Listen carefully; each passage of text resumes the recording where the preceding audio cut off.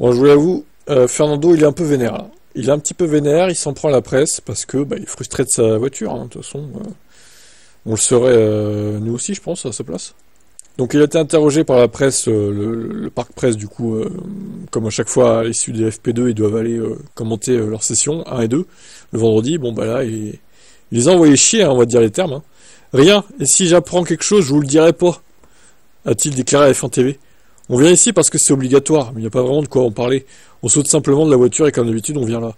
Ce sera 24 vendredis comme ça maintenant, et comme maintenant que vous pouvez demander n'importe quoi, je répondrai pas. Oh, et il va faire la même chose pendant 24 semaines, hein, Lorsqu'on lui a demandé de commenter le déroulement de la séance, il a insisté sur le fait que les informations recueillies n'étaient pas d'utilité publique. Je dois tout revoir avec mon équipe et discuter de ça en privé. Après cela, il a tout de même partagé les conclusions suite à la FP2. On a fait des tours, la voiture roule, le moteur est vivant, les freins vont bien, la boîte de vitesse monte et descend. En gros, il troll quoi. Voilà, bon. Ça va être sympa l'ambiance chez Aston Martin, si déjà dès la première course il est frustré, et haineux, aigri, comme ça. Fou là là, bon. Ah, c'est vrai, on peut se mettre à sa place, en 2023 il enchaînait les podiums, il avait de l'espoir que Aston Martin puisse être un top team, hein, potentiellement, jouer avec Mercedes, Ferrari, Red Bull, McLaren. Bon on est loin de tout ça, hein. Aston Martin c'est midfield maintenant, au mieux, hein. Et encore, c'est même pas le top 10. Ça doit lui monter à la tête et il se défoule sur la presse, quoi, en fait. Maintenant, Fernando, j'aimerais quand même rappeler que t'es quand même payé des millions. Je crois que c'est autour de 20-25 millions son salaire, hein, a priori. Ça va, je sais que les questions peuvent être chiantes de la presse, ok. Mais bon, un minimum de respect, ça prend 5-10 minutes, ça va, c'est pas la mort dans une journée, je pense qu'il y a pire dans la vie, hein. Faut relativiser aussi, hein. Ah là là, sacré Fernando. J'ai du mal avec lui aussi, hein, je vous le dis, hein. J'ai toujours eu du mal avec Fernando, hein. Ouais, ciao. Allez, à l'entame de ce Grand Prix de Melbourne, donc les interviews du jeudi, hein. Il y a toute une série là. Donc alors, dans quel genre de forme se pose Red Bull en ce moment? Une forme positive, je sais pas, je suppose que nous en saurons plus ce week-end et après.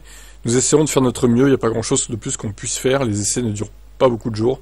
On a constaté qu'il y a quelques domaines sur lesquels on peut travailler.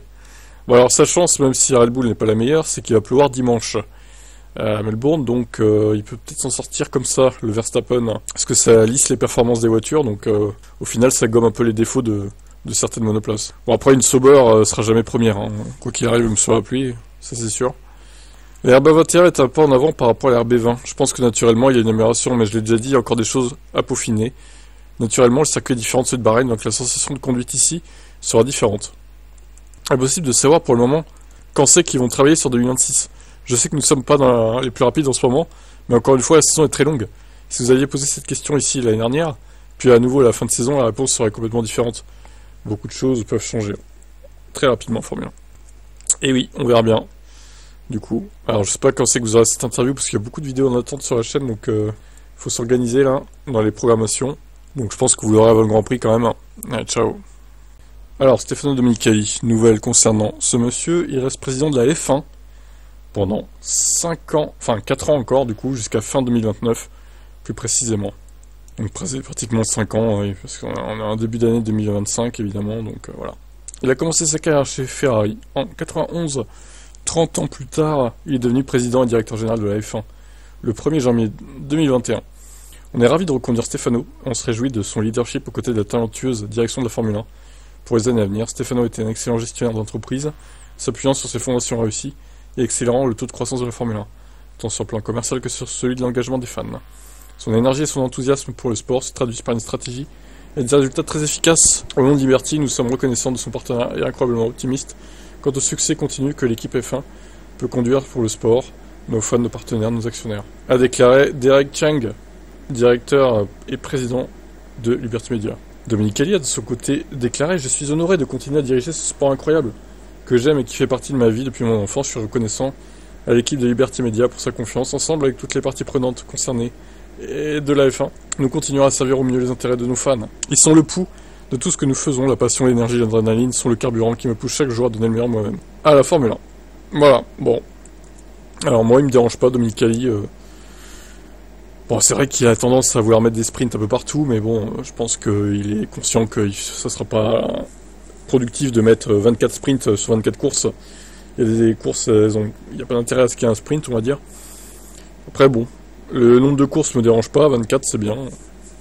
Faut pas plus, hein, c'est sûr, mais c'est bien, 24. Non, celui qu'il faut virer, c'est Mohamed Ben Sulayem, c'est pas lui, quoi. Donc c'est bien qu'il soit prolongé, on va dire. Ciao. Allez, juste avant le Grand Prix d'Australie, on a Piastri qui a prolongé plusieurs années avec McLaren, Oscar Piastri donc, qui s'étend, ce contrat qui s'étend au-delà de... Alors, de base c'était 2026. Donc là, ça peut courir jusqu'à 2028, je pense, 29, voire... En 2024, l'Australien de 23 ans a remporté les Grands Prix de Hongrie et d'Azerbaïdjan, réalisant également les podiums à Monaco, Autriche, Monza, Singapour, Qatar, ainsi qu'une victoire au sprint au Qatar. Des résultats qui lui ont permis de terminer P4 au classement, alors qu'il n'en était qu'à sa deuxième année de Formule 1. Ces résultats ont joué un rôle essentiel dans la victoire de l'équipe au championnat constructeur. Petite déclaration, pour finir. Piastri, c'est un sentiment formidable de savoir que je fais partie de la vision long terme de McLaren. L'équipe avait confiance en moi lorsque nous avons signé en 2022, et le voyage que nous avons fait lors des 2 dernières saisons pour aider McLaren à revenir au sommet était incroyable.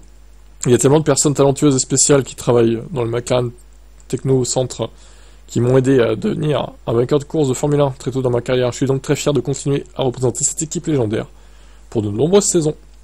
Je suis excité à l'idée de me battre pour les Grands Prix en tant que pilote McLaren après les fantastiques réalisations de l'année dernière. Ça m'a donné encore plus faim pour la suite. Allez, Zak Brown, pour finir. Nous avons le meilleur groupe de pilotes sur la grille et au cours des dernières saisons, nous avons vu à quel point Oscar est un atout pour l'équipe, à la fois sur et en dehors de la piste. Il a été absolument fondamental pour ajouter à notre héritage le championnat constructeur 2024 à notre palmarès. Nous sommes tous impatients de voir ce que ça peut donner en 2025. Bon, allez, Andrea Stella, pour vraiment finir. Prolonger encore notre partenariat avec Oscar est un symbole de notre croyance et de notre confiance en lui en tant que pilote, ainsi qu'un reflet de notre ambition commune de poursuivre ensemble pour lui des championnats. Ce fut un plaisir de travailler avec Oscar tout au long des 2 dernières saisons. Il a continué à prouver à quel point il était impressionnant en termes de talent, de détermination et d'éthique de travail. En tant que pilote, de contribution à notre équipe, à notre culture en tant que personne. Aux côtés de Norris, nous avons ce qu'il faut pour verrouiller à long terme l'équipe. Et j'ai hâte de reprendre la saison, de continuer à regarder Oscar, de agrandir et se développer en tant que pilote. Je sais que de nombreux succès l'attendent. Ouais, il faut juste qu'il améliore un peu ses... performance sur les longs relais, je dirais, par rapport à Norris, qui est un peu supérieur encore Norris par rapport à lui, mais sur un tour, ça va vraiment, il est très bon. Bon, bah, ça, au moins, ça va le soulager d'un poids pour la suite de sa carrière, donc on peut penser qu'il a encore signé jusqu'à fin 2028, un truc comme ça, hein. C'est pas précisé, mais bon, moi je vois ça comme ça. Allez, ciao. Honda prend un virage inattendu dans son accord d'exclusivité avec Aston Martin. Aston Martin devrait devenir une équipe d'usine à partir de 2026 après avoir conclu un accord avec Honda. Cependant, le dirigeant de Honda Racing Corporation, Koji Watanabe, a ouvert la porte à un élargissement de son pool de clients. Ah oui. Nous sommes une entreprise spécialisée dans la course automobile. Si l'occasion se présente de fournir des groupes propulseurs à plusieurs équipes, nous serions heureux de la saisir. Malgré cela, il précise que le constructeur japonais ne cherche pas activement d'autres clients potentiels pour l'instant. On n'a pas l'intention de fournir nos moteurs à plusieurs équipes. Et nous n'en sommes pas encore là. De toute façon, vu le projet pour l'instant du moteur Honda, c'est un peu bancal, hein. Je suis pas sûr que beaucoup de monde veuille signer avec eux. Pour l'instant, je n'ai qu'une seule demande à faire à Kakuda, faire en sorte que nous puissions gagner avec Aston Martin. Mais si les victoires et les titres arrivent, Honda cherchera certainement à s'étendre dans une direction autre que celle de fournisseur exclusif d'Aston Martin. Nous fournissons actuellement des moteurs à plusieurs équipes. Si la situation se stabilise et que ça devient possible, nous devrions envisager de nous développer dans cette direction. Et si votre moteur est bon, surtout. Si c'est pourri, qu'il y a des casses tout le temps, les gens ils vont dire ah, bah, on va pas chez Honda, hein, désolé, mais on va prendre quelqu'un d'autre, quoi. Ce qui serait normal. À voir.